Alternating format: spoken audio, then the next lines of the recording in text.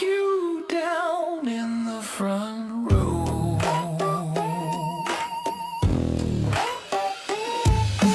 Painted faces, mass of stone.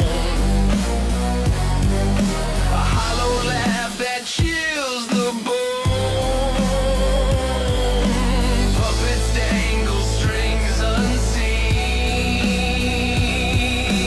Life's a trick, a cruel machine. Do you see it?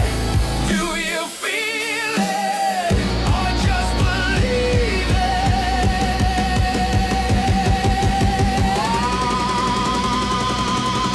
Welcome to the show, it's all pretend. The smiles, the lies, the perfect end. The world's a stage, they run the flow. You clap on cue down in the front row.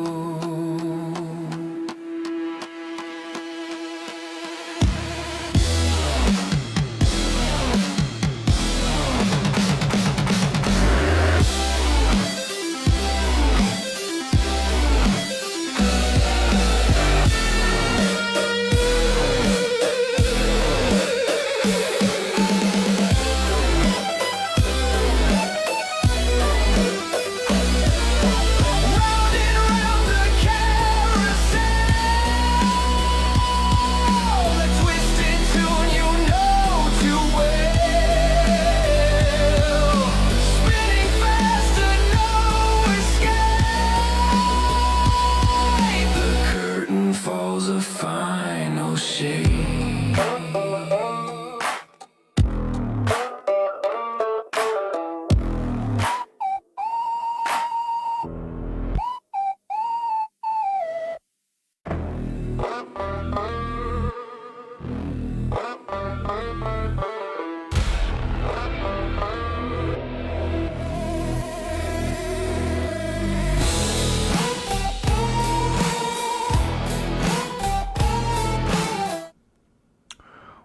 Welcome to episode 43 of Breaking the System. We're going to talk a little bit more about AI tonight, since AI is so prevalent in our society. So let's just jump into it and get going here. So there's a moment in every generation where something fundamentally shifts, and most people don't even notice it until the ground has already moved.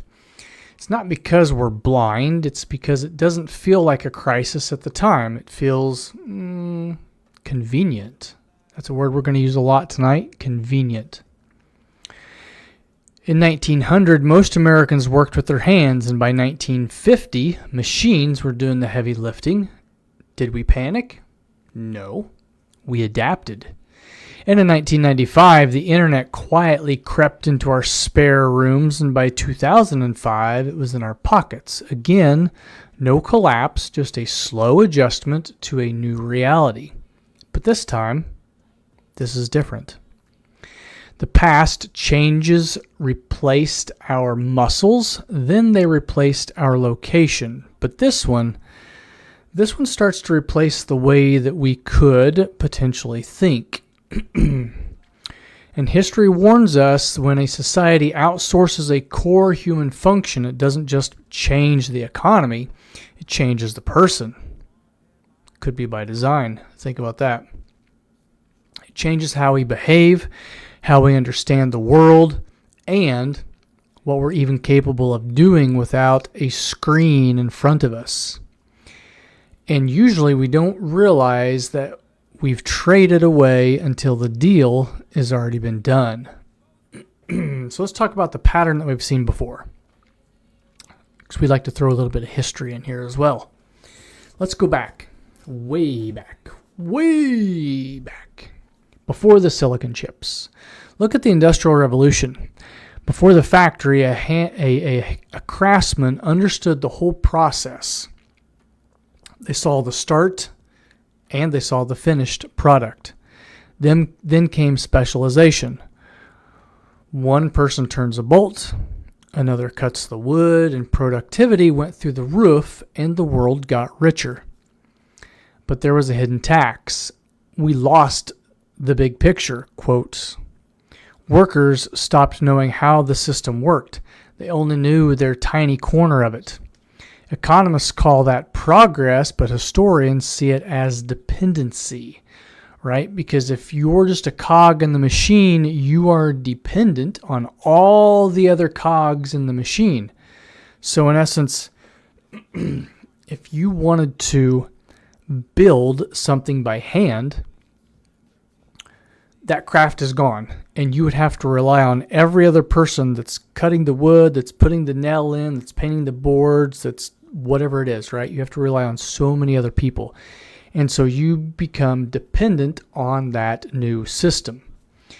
And when you don't understand the system that you live in, you're no longer the pilot, you're just a passenger. You're along for the ride, right? And so this isn't the first time that we've made this trade. In the 1400s, the printing press took knowledge out of the hands of the elite. Literacy literally exploded.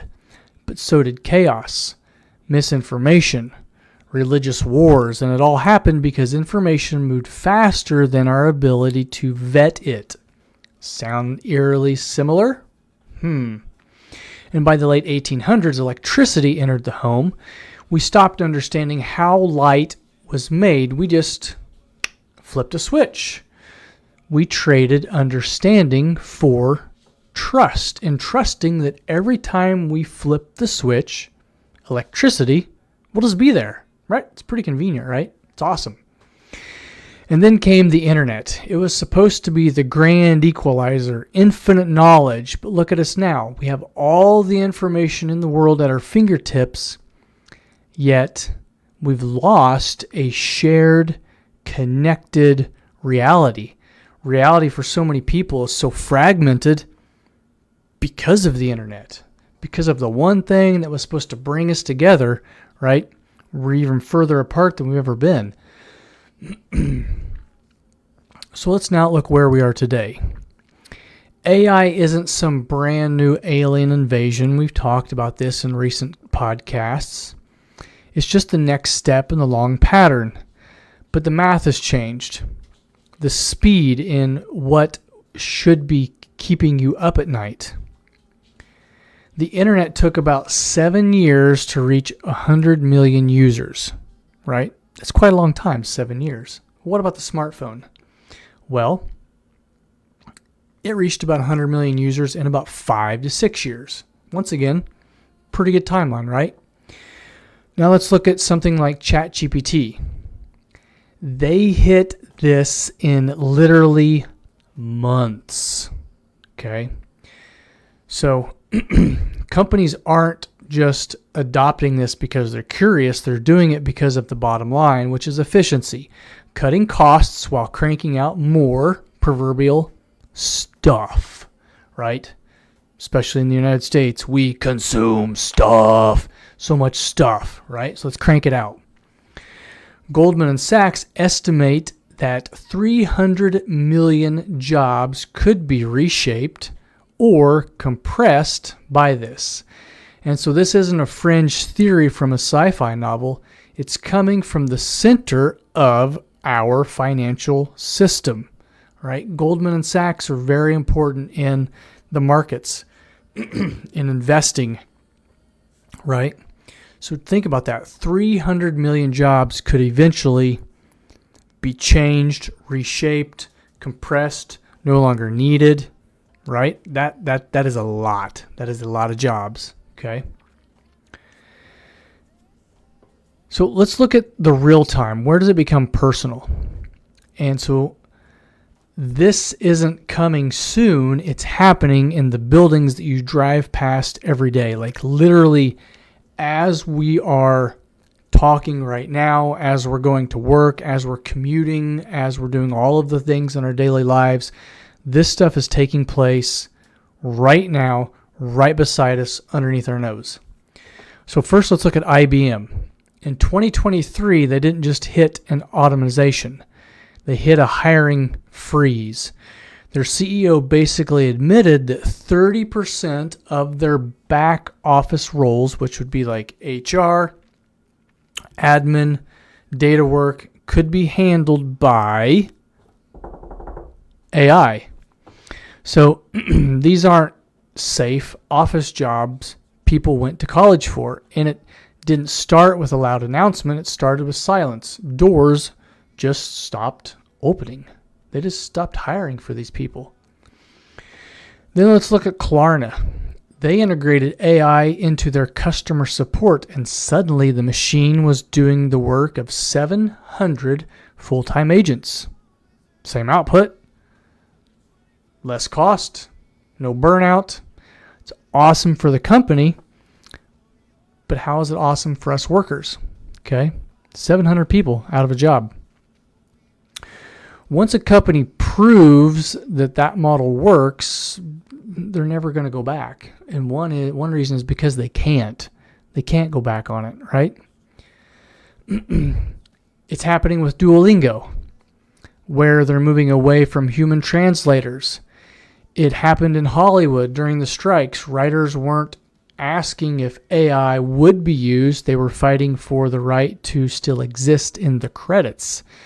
And so we've started to even see this in like our Facebook and all across social media, in little movie clips. And like if you wanted to make your own movie in your computer room or your basement or wherever, like a couple $100 and you could make a nice little movie, right? So Hollywood is on the chopping block too. What about your local marketing agencies? Well, they're disappearing. Not totally, but initially right now they're just shrinking.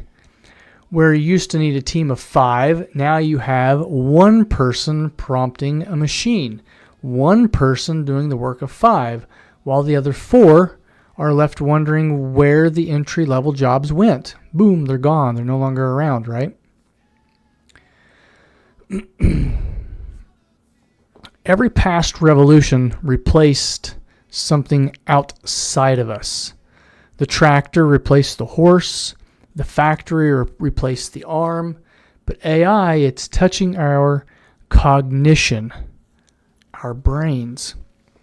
Writing, decision-making, problem-solving. For the first time in human history, the tool isn't just helping you think. It's thinking for you.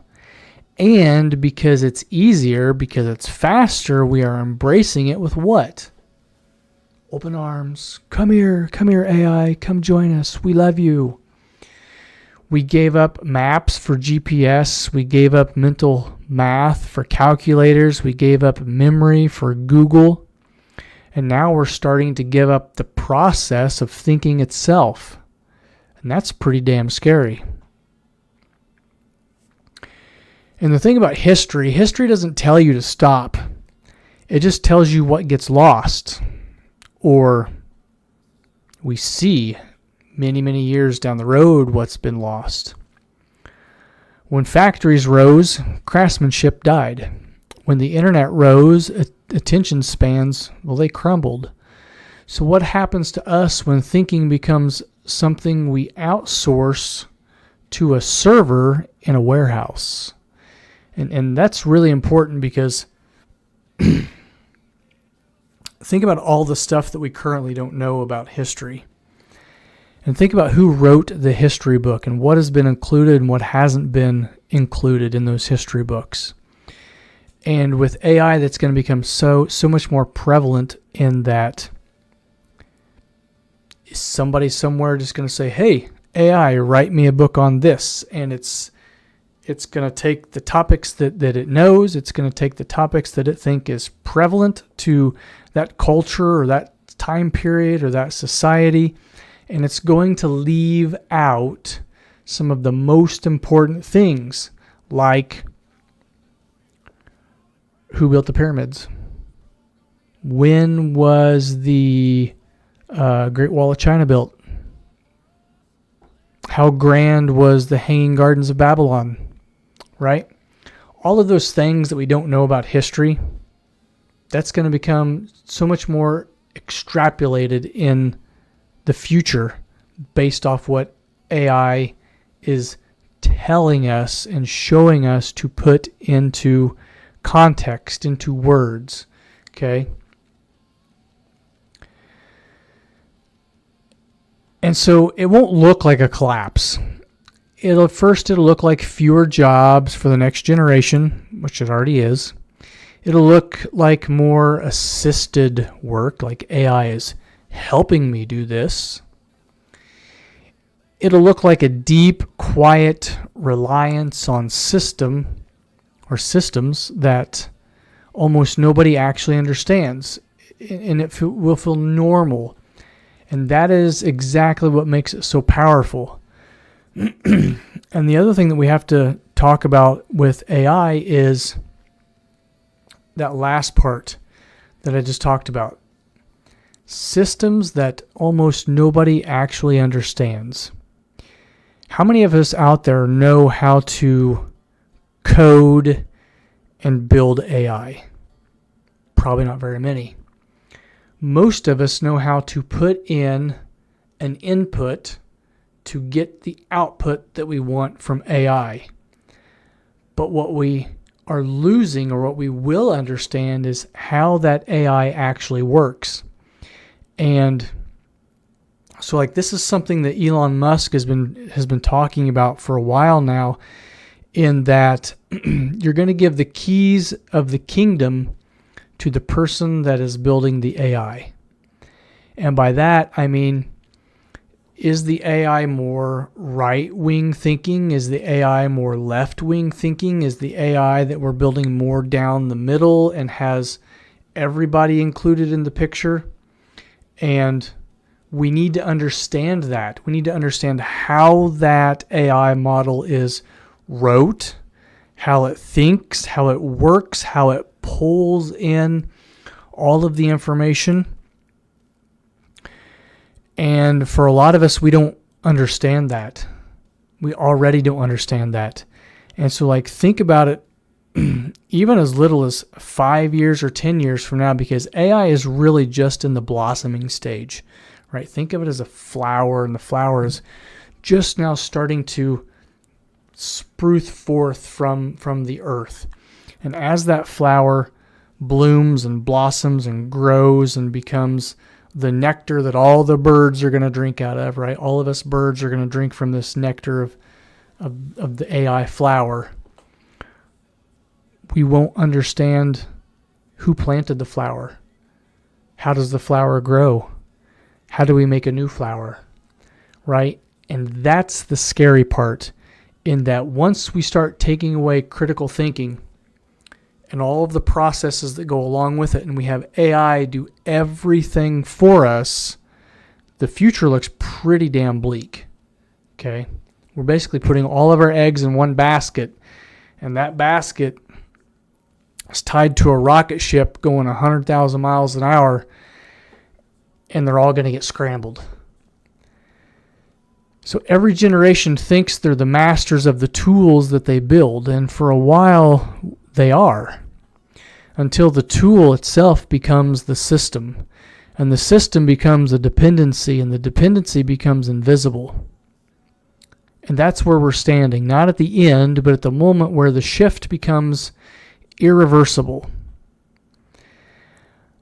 I like to think of this as, there's a scene from Yellowstone where all of the guys go to town and they get off the horses, and there's a guy there that's selling washers. And the lady of the group, I think this was 1882, I think it was. Or no, it was the next one. It was 1902, whatever that one was, the middle one. And so she starts talking to the washing machine guy, and so one of the boys in the back steps forward, and he's like, well, won't we have to have electricity to make this work? And yeah, he's like, well, that's the nice thing about it, is you won't have to ever do your laundry ever again. Like, how amazing would that be to never have to go down to the creek and wash your clothes? Like, you could just flip a switch and a machine would do it for you. And so his argument was that, is the electricity free? No, you got to pay for it. And so the kid was like, well, now I'm going to have to get a job and I'm going to have to work however long it is to pay for the electricity to make up for not having to go down to the creek and wash your clothes. So, you're basically borrowing your time from Peter to pay your time for Paul, so to speak. And so that's where this change in dependency comes from. And we are so dependent on electricity now. If we would ever have to go back to the Dark Ages, like, there would be so many of us that we would just die because we wouldn't have our washers and our dryers and our microwaves and our refrigerators, because we wouldn't know how to survive. And so once we start becoming dependent on AI, that new system can become very bleak if we don't know how to use any other system but that system. And so, like, that's what I'm saying. That's where we're standing right now, is on the cusp of this new AI system. And so the question isn't really about the tech, it's about you.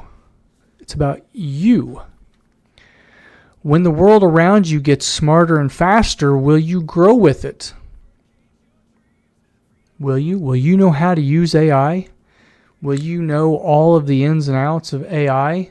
Because if you don't, you're going to be like a caveman in the dark living beside somebody that has electricity. Okay, so are you going to grow with it? Or will you slowly hand over the parts of yourself that once made you independent, like that craftsman, right? That critical thinker. Oh, I'm just going to let AI do that for me. I don't need to critically think. I don't need to know how to build anything. I don't need to be good with my hands or good with my brain. I'll just let computers do it, right? Is that going to be you? Is that your future? Okay. And so history shows us the truth. We don't lose control all at once. What we do is we barter and we trade for it. Convenience for effort, speed for understanding, and output for ownership. So we have to give something up in order to gain something. But which one's better, right? And so, like, that's the question I'm going to leave you with today is, what are you willing to give up to make your life just a little easier? And you can start with the idea of AI and then expand upon that. Okay? Are you the type of person that knows how to cook a 3-course meal? Or do you rely on McDonald's for that? If the electricity goes out, do you know how to light a candle? Do you know how to make something without your stove or refrigerator? Or not? So what are you willing to give up to make your life a little easier? Because that question is right now with AI. Okay? And with that, this is Breaking the System, episode 43. Hope you guys had a good night. God bless, and we'll see you guys next time. Peace.